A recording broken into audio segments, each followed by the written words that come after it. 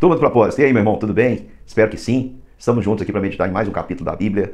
Seja bem-vindo, você que chegou agora para o nosso grupo Propósito. Lembrando que o propósito tem 3 passos simples: ler um capítulo da Bíblia por dia, orar todos os dias e também, meu querido irmão, tentar mudar. Estamos juntos para meditar em mais uma porção da Palavra de Deus. Hoje é o capítulo 17 de Deuteronômio.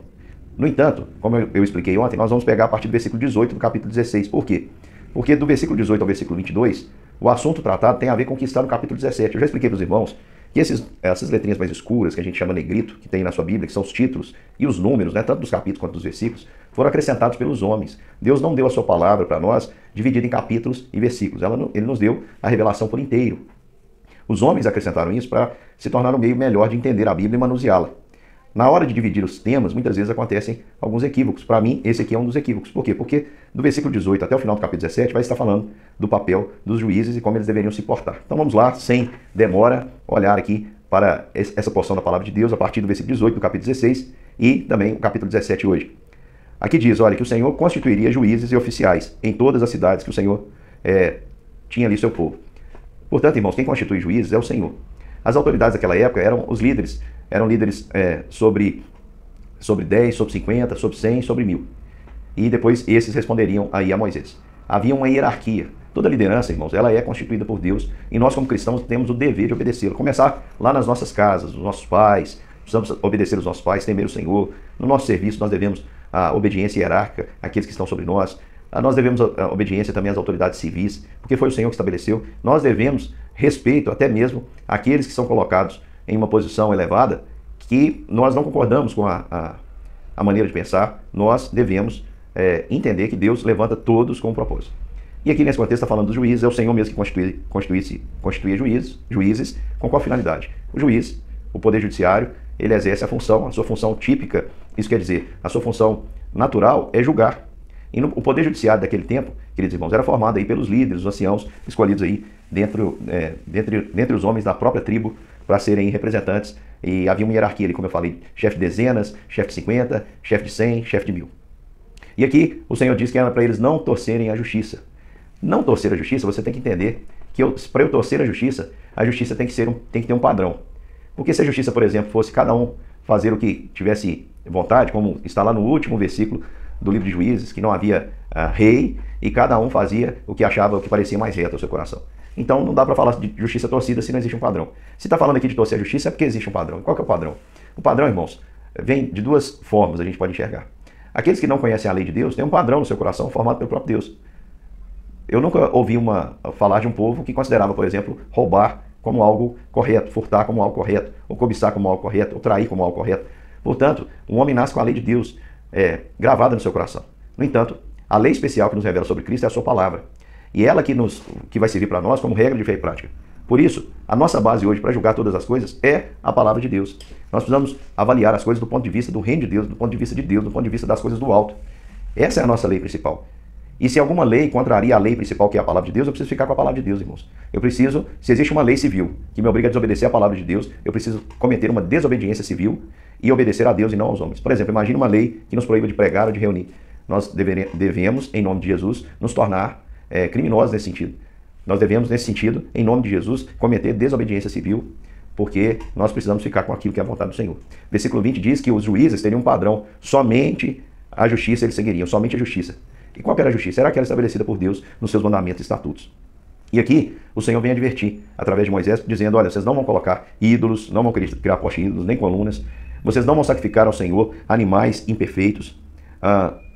Se algum homem no meio de vocês for após outros deuses, é que o texto está dizendo, e se ele for julgado e testemunhas derem, 2 ou 3 derem esse testemunho, esse homem for julgado, ele vai ser condenado e será então apedrejado, e as mãos das testemunhas serão contra ele. Versículo 7 diz, a mão das testemunhas será a primeira contra ele para matá-lo, depois a mão de todo o povo, e assim eliminarás o mal do meio de ti. Aí você pensa assim, o pastor Wellington, nossa, misericórdia, o Antigo Testamento, Deus era muito rigoroso, o homem não podia acreditar em outra coisa que ele seria eliminado. Preste atenção, irmãos, eu sempre digo aqui que o Antigo Testamento é uma sombra daquilo que viria. Você sabe qual é o seu maior desafio? O maior desafio da sua vida, meu irmão, é vencer a idolatria dos deuses que você cria de acordo com a sua projeção. Portanto, quando nós nos deparamos com um idólatra, aqui no contexto do Antigo Testamento, nós estamos nos deparando a um homem que passou a rejeitar a Deus e adorar a si mesmo. E a pior destruição que pode acontecer com o homem é quando o homem entrega a si mesmo. Romanos 1 vai dizer isso para nós. Romanos 1 vai dizer que um homem entregue a si mesmo, ele vai experimentar a ira de Deus.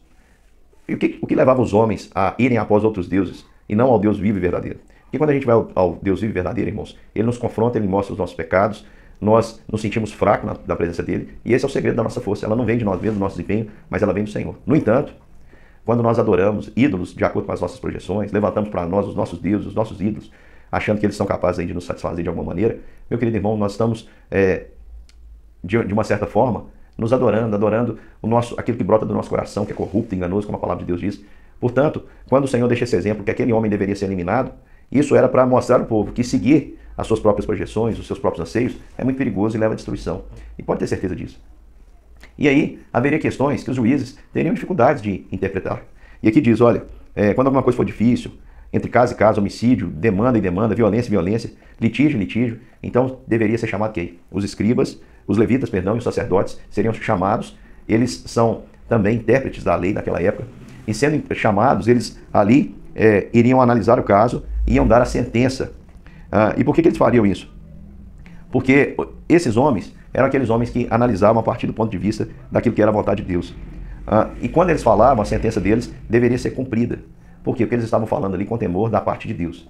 Portanto, meu irmão, se nos resta alguma dúvida sobre aquilo que é justo, onde nós precisamos recorrer? A palavra de Deus.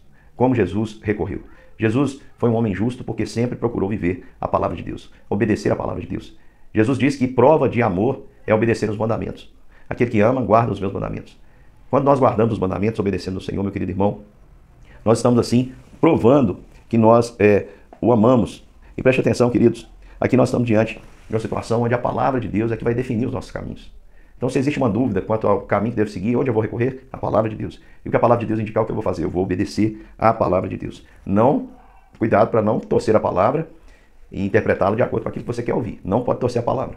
Você deve interpretar a palavra, observar os princípios e tomar a decisão por aquilo que demonstra obediência a Deus e que glorifica o nome de Deus.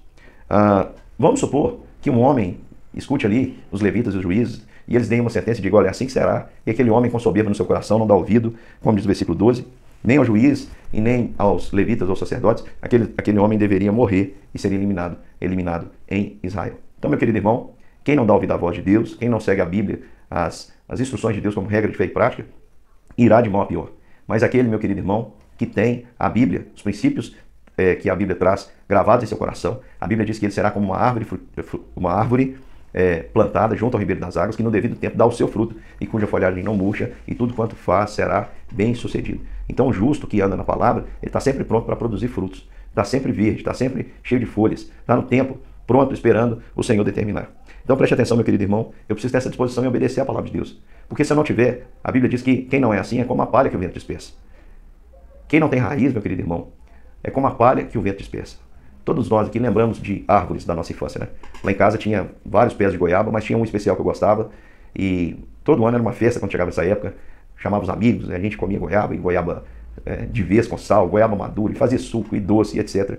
Dava bastante goiaba. Eu tenho um carinho por essa árvore, eu lembro dessa árvore. Apesar de não ser uma árvore muito grande, é um pé de fruta que não serviu por muito tempo. Agora, eu não lembro de nenhuma palha no quintal. Olha a diferença de quem anda na palavra, produz fruto, e de quem não observa. É como a palha que o vento dispersa. Só deixa sujeira e quando passa ninguém lembra, né? E a palavra de Deus, irmãos, como eu digo, ela não tem como alguém dizer que ela não é inspiração, que ela não é inspirada por Deus. Aqui, muito antes de acontecer qualquer escolha a respeito do rei, aqui nós temos o Senhor dizendo, quando vocês entrarem na terra, que te dá o Senhor teu Deus, e a possuíres, e nela habitares, e disseres, estabelecerei sobre mim um rei, como todas as nações que se acham ao redor de mim. O Senhor estava dizendo, vocês vão chegar na terra e vocês vão querer uma mudança de governo. Vocês vão querer um rei como todas as outras nações têm. Na verdade, Deus queria ser o rei do povo e dirigi-lo por meio aí de homens de Deus, como era feita aqui a decisão em casos difíceis. Mas esses homens, ele já sabe que eles iriam rejeitar o Senhor e pedir para si um rei. E o Senhor já antecipa dizendo o que esse rei deveria fazer. Olha, vocês não vão tomar estrangeiro para ser rei sobre vocês. Era um princípio, para ser rei de Israel, tinha que ser israelita. Ele diz, olha, esse rei não deve ser ganancioso, não deve multiplicar cavalos para não correr o risco de voltar ao Egito, porque no Egito era onde havia os melhores cavalos. Vamos lembrar que o cavalo era muito mais que um animal, era uma arma de guerra. E ele diz, olha, não voltareis por esse caminho. O rei também não deverá ser dado às mulheres, para que o coração dele não se desvie. Ah, olha só. Então, aqui o Senhor estabelece algumas coisas. Não poderia ser outro, senão do povo de Deus. Teria que ser israelita da gema. Não deveria ser ganancioso. Não deveria ser mulherengo. Não deveria ter várias mulheres sob pena de desviar o seu coração. Mas o mais importante que eu quero dizer aqui é que o rei, muito mais do que evitar todas essas coisas, ele precisava de uma orientação correta. E essa orientação viria da palavra de Deus. Então o Senhor antecipadamente já deixa para os anciãos daquela cidade, para os juízes daquela cidade, uma instrução. Ele está dizendo lá de trás, olha, vocês vão julgar corretamente, eu estou levantando vocês não vão torcer por suborno na justiça, somente a justiça, não vão adorar outros ídolos, vão adorar somente o meu nome. Quando alguém for pego tentando desviar do Senhor, quebrando a aliança, deverá ser eliminado. As mãos de quem testemunhou irá contra ele. Por uma testemunha ninguém vai morrer, mas 2 ou 3 irão contra ele, depois todo o povo, para que se elimine o mal de Israel. Questões difíceis, chame os levitas, chame os sacerdotes, e o que eles falarem é sentença. Se alguém for soberbo e rejeitar, será punido, será morto, será eliminado do meio de Israel. E lá na frente vocês vão querer um rei. E esse rei, ele não deve ser estrangeiro, não deve ser ganancioso, não deve ter essa aspiração bélica de ter um maior poderio militar, negociando cavalos e voltando ao Egito, não voltem lá. Não deve ser também mulherengo, sob pena de adorar outros deuses, porque uma mulher é capaz, através da sua sedução, de levar um homem a pecar gravemente, e o Senhor está dizendo. E aí ele vem dizer o seguinte, e esse rei que se levantar, porque ele vai ser o supremo juiz, vamos lembrar que o rei naquela época, a partir do momento que ele sentasse no trono, ele exerceria os 3 poderes, o legislativo, o executivo e o judiciário. Portanto, ele também julgaria, e a palavra do rei era a sentença final. Quando se assentar, esse rei vai precisar de direção. E aqui diz, escreverá para si um traslado desta lei no livro que está diante do levita sacerdote, terá consigo, e nele lerá todos os dias da sua vida, para que aprenda a temer o Senhor, seu Deus, a fim de guardar todas as palavras dessa lei, estes estatutos para cumprir. Portanto, meu irmão, todos os juízes da terra devem se pautar na justiça revelada por aquele que é o supremo juiz, que é o nosso Deus que se assenta no trono, sob a justiça daquele que recebeu todo o poder no céu e na terra, que é Jesus, que há de vir para julgar os vivos e os mortos. Meu querido irmão, o nosso juiz é Jesus. E a nossa justiça é obtida pela fé, quando nós acreditamos no seu sacrifício por nós. O favor imerecido nos alcança, e mediante a fé nós tomamos posse dessa salvação. Com essa certeza, irmãos, de que hoje eu e você estamos caminhando aqui no mundo, anunciando a reconciliação, exortando aos homens que se reconciliem com Deus. No entanto, um dia nós haveremos de sentar com Cristo, e também nós julgaremos a todos, julgaremos o mundo com Cristo. Porque nós somos o bom perfume de Cristo por onde formos. Para uns, nós somos cheios de salvação para a salvação, de vida para a vida. E outros, nós exalamos morte. Porque apesar de ouvirem o evangelho de nossa boca e a mensagem da reconciliação, os homens não querem ter paz com Deus, não querem se reconciliar com o Senhor. E aquele que não crê já está condenado, porquanto não creu no unigênito Filho de Deus.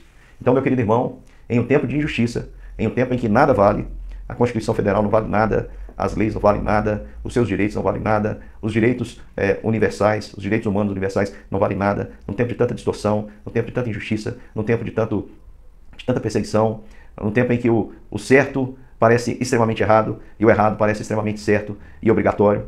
Eu quero dizer para você que você se alegre na esperança de que todo juiz da terra que não anda de acordo com a vontade de Deus, esse sofrerá punição. Não existe juiz que fique sem punição. Todos esses juízes terão que ver com aquele que há de vir para julgar o mundo. E ele julgará o mundo com justiça.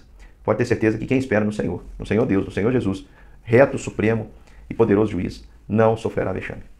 Nosso desejo é que Jesus venha rapidamente buscar o seu povo e julgar os vivos e os mortos. Um grande beijo e até amanhã.